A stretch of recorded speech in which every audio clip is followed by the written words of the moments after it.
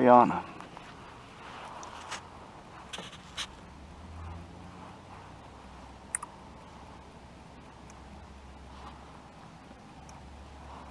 Arianna wanted to type a bunch of stuff at me, so let's see what's important here.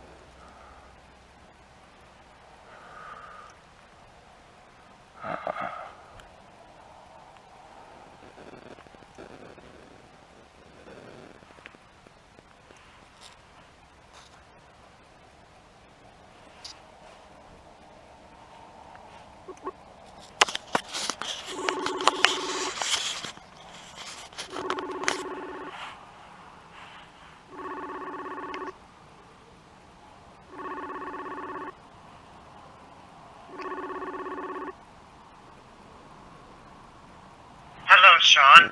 Hello. How you doing? Hello. Hello, can you hear me?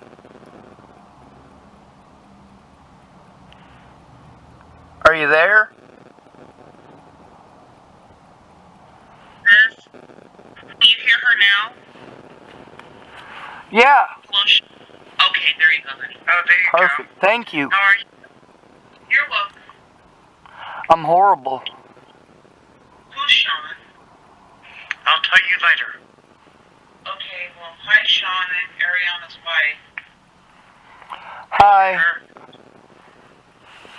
I'm sad that you're doing horrible. That's right. I'm trying to teach people how to listen to victims. Oh. No, he's being wrongly prosecuted for murder. Well, not just that. That's the thing, Ariana. I gotta be able to explain it to you. A lot of the stuff that you've been saying, I know. I already know that stuff. The thing is, I need to be able to explain my piece, and that is really important. And most people... Okay, so Arianna is gonna be quiet right now, and she's gonna listen to you, okay? Oh my God, you're trained. Arianna does not listen to me 99% of the time. But when it comes to something serious, like what you're speaking of, Arianna will kind of listen. So I'm just asking Arianna to be quiet a little bit and maybe hear you out. Thank you. Yeah, you're welcome. All right, Arianna, I'm leaving. Okay. It was very nice speaking with you, Sean. You too, thank you. Now listen. Alright, so when I go to people for help, they do all the things you're not supposed to do, and it scares me and it makes me afraid to go to them for help.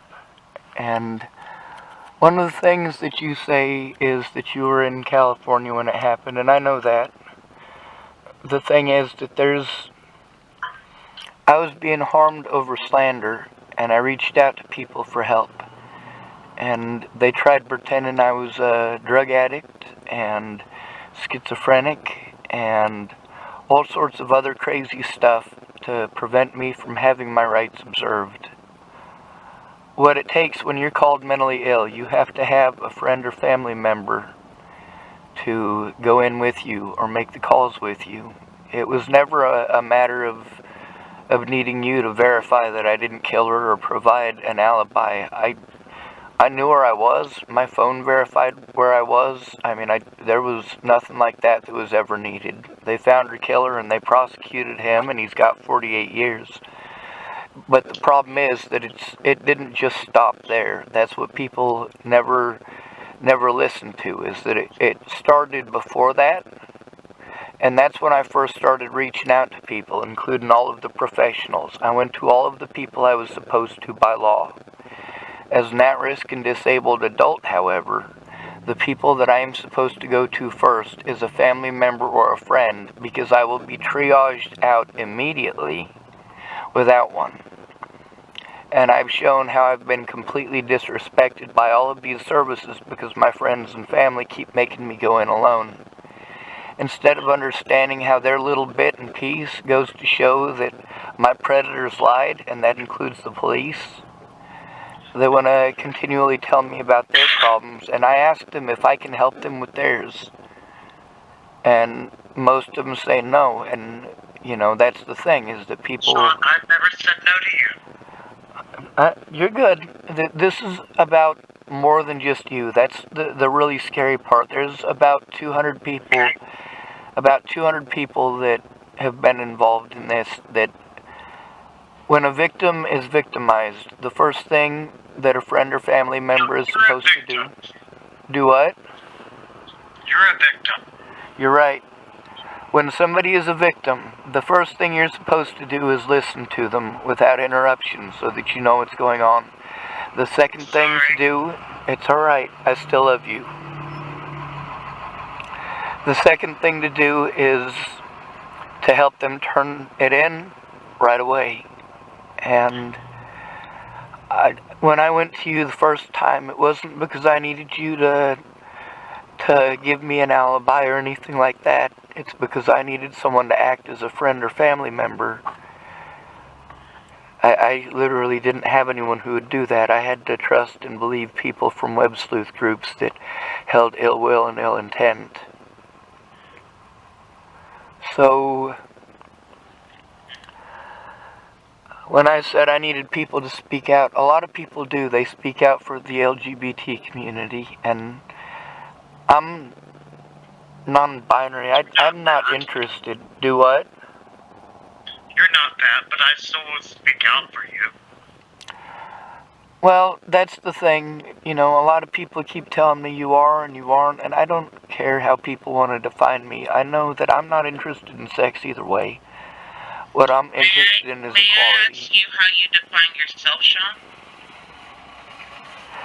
I'm a human being. Okay. With no labels. Amen. I can get it. Well, I've got lots of labels, and those are what's used to harm me. I said, how do you see you? I'm not speaking of other people. I was just wondering, how do you see yourself? You say you're a human being, and you want to just lay it there? I would understand that. Most people do not, but that's how I see myself, and most people get confused by it because I won't put myself into a box. You don't get to label me as if I'm a Christmas present. What, you're not a sparkly unicorn? Nope.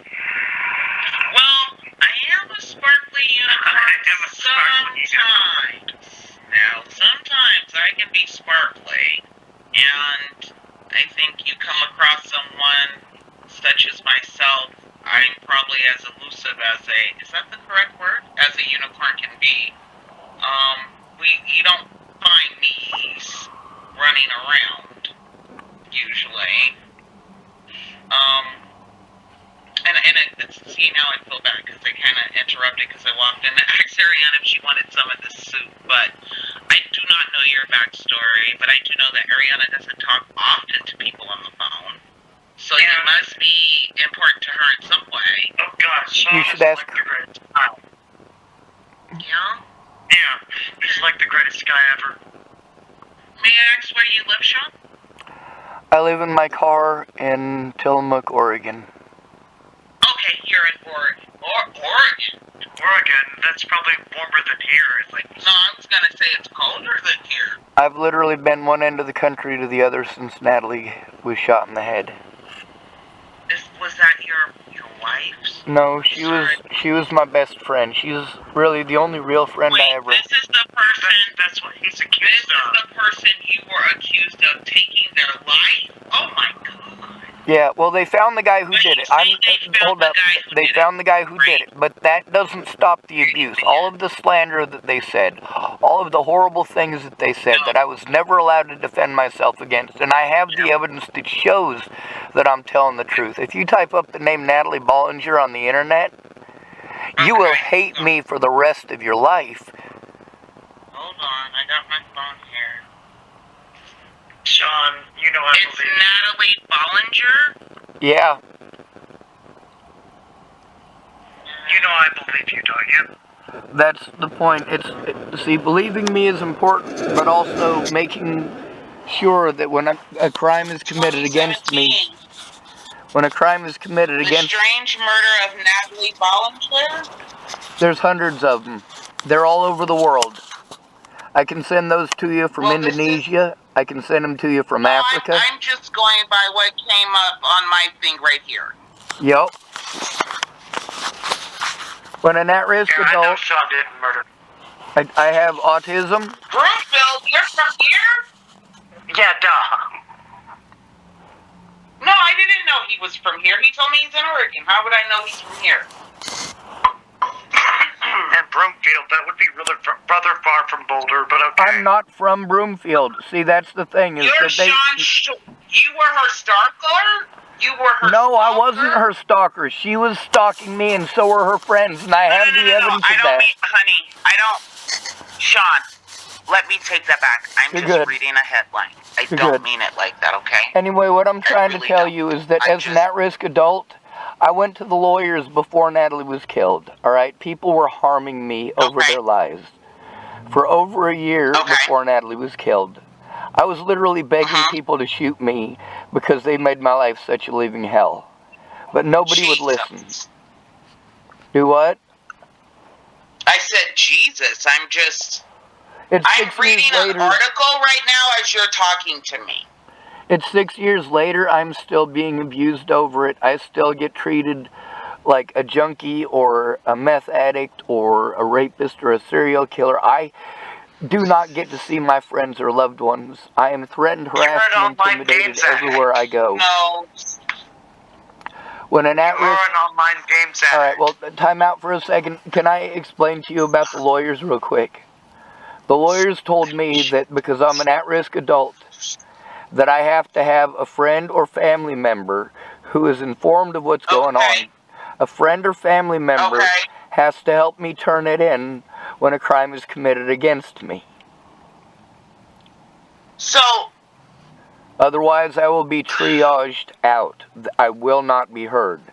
All of my predators have preyed on this. I have been ripped off so many times. I'm trying to understand, what are you trying to be heard about? Are you Natalie and actively her- in a criminal case? Are you actively trying to find housing? I'm just trying to understand. Well, that's where I'm trying to explain it because it gets very complicated. That's where 6 years worth of abuse Okay. comes in, is that every resource that I had, I was cut off from because of lies from my predators and the fact that none of my friends would come forward and admit that I even went to them for help. The cops claim that I never tried to get help. So when you went to get help, you just needed somebody to stand up and say, hey, Sean deserves help. And nobody would stand up and say Sean deserves No, help. no, Am I that's not it at understanding all. that I correctly? needed a friend or family member to Oh, okay. actually...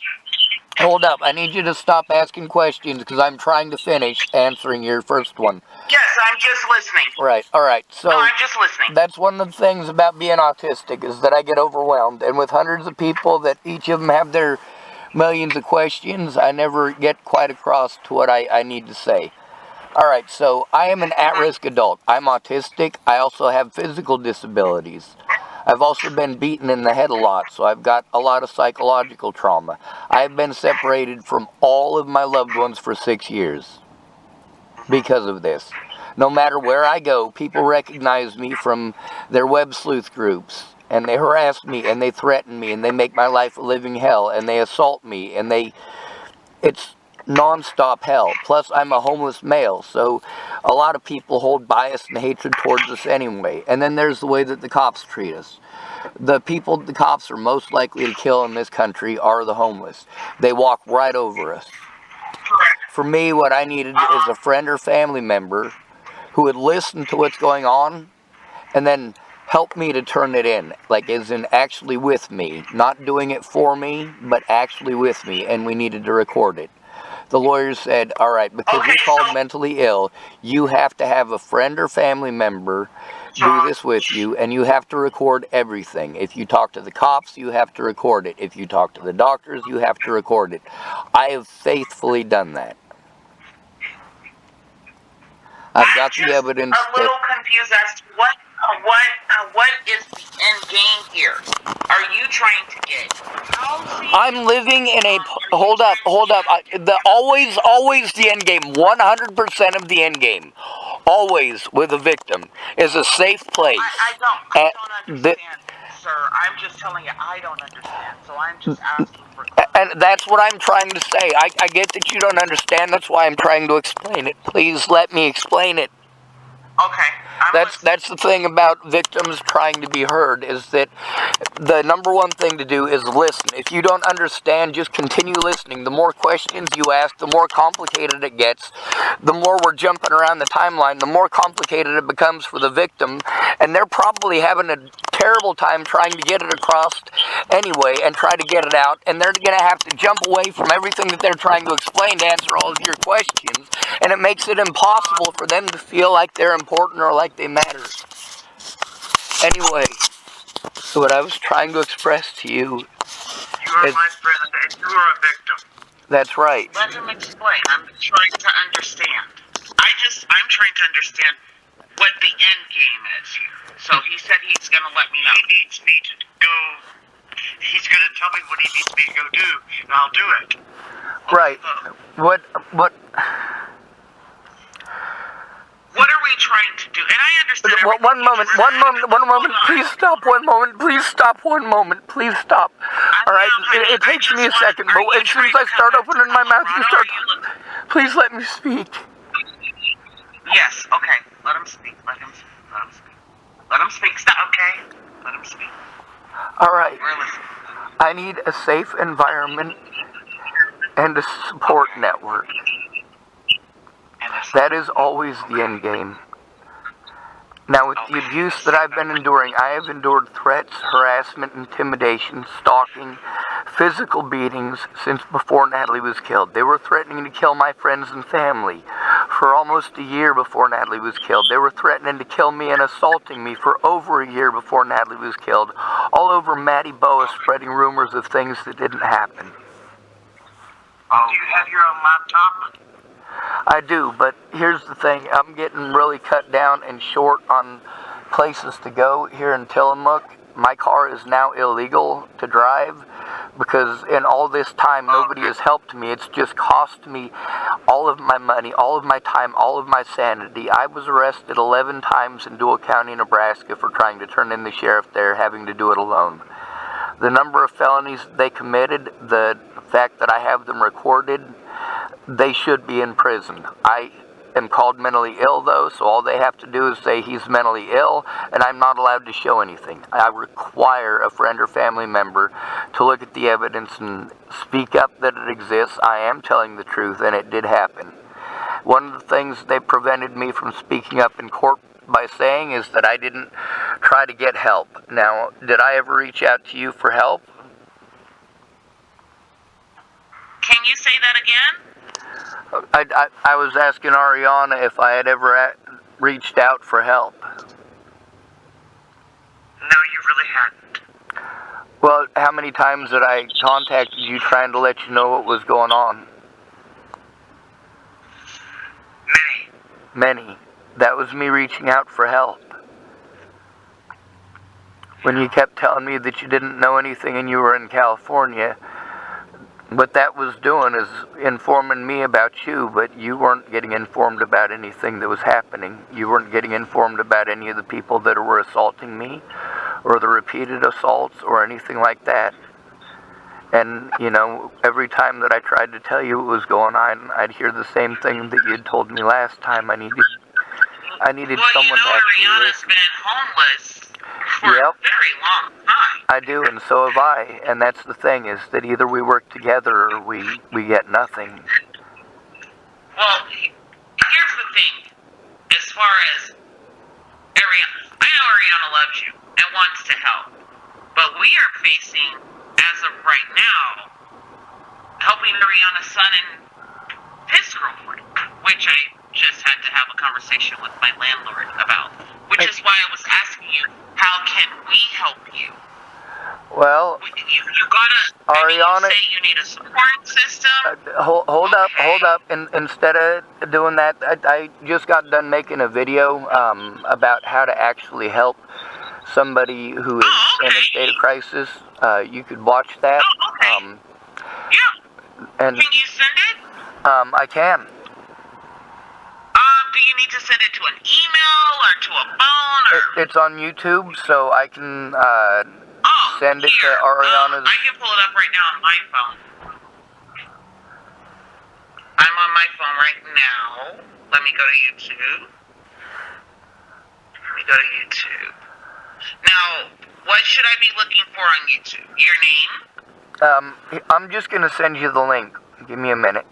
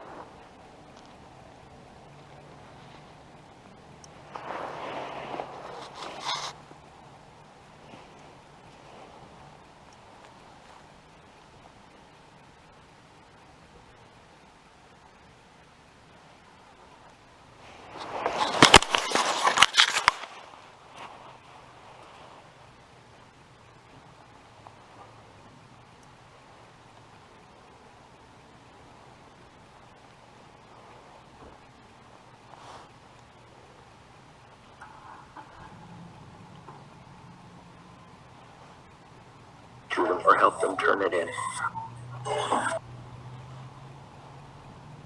The critical stuff. Like that. Alright, the goal always for a victim is a safe environment and functioning support network. Not a support group, not an actual functioning support network. When you are assaulted, you need someone to go in with you to determine the assault. It says, know your role.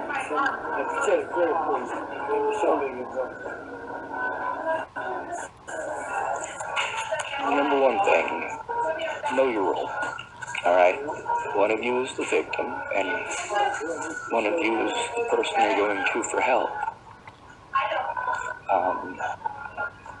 So if you're not the victim, then you're not the one that needs to be heard. You need to listen to the victim. When it's a crime that they're coming to you about, and most often sometimes it's just emotional abuse, but that's still abuse. In many states, when it comes to physical abuse, there's a lot of people who are highly prone to that type of abuse, and I'm one of those people.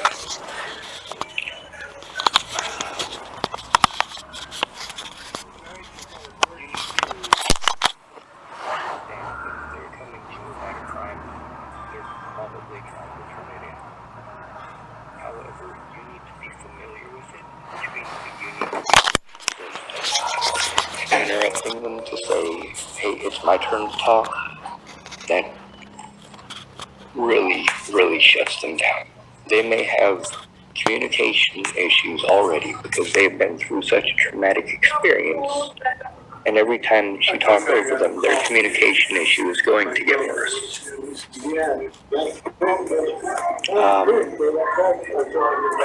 Respect their boundaries. If the victim comes to you and they have asked you to stop interrupting them, please respect that boundary. Know your role. If you are not the victim, it is not okay for you to try to shut them up repeatedly and say, hey, it's my turn to talk, it's my turn to talk. Hey, it's my turn to speak, I want to be heard. See, that's the thing, is that the victim is not being heard. What you have to say is important. You're showing them that only what you have to say is important. You're showing them that what they are trying to say to you is not important. When you ask them to respect your boundaries, ask yourself, are you respecting theirs? Have you respected theirs? Listen. You need to listen. That's the first thing you need to do, is listen to the victim. And this is all about how to actually listen to the victim. You can go through every person that I spoke with, every person that I went to about this. They did everything here, but not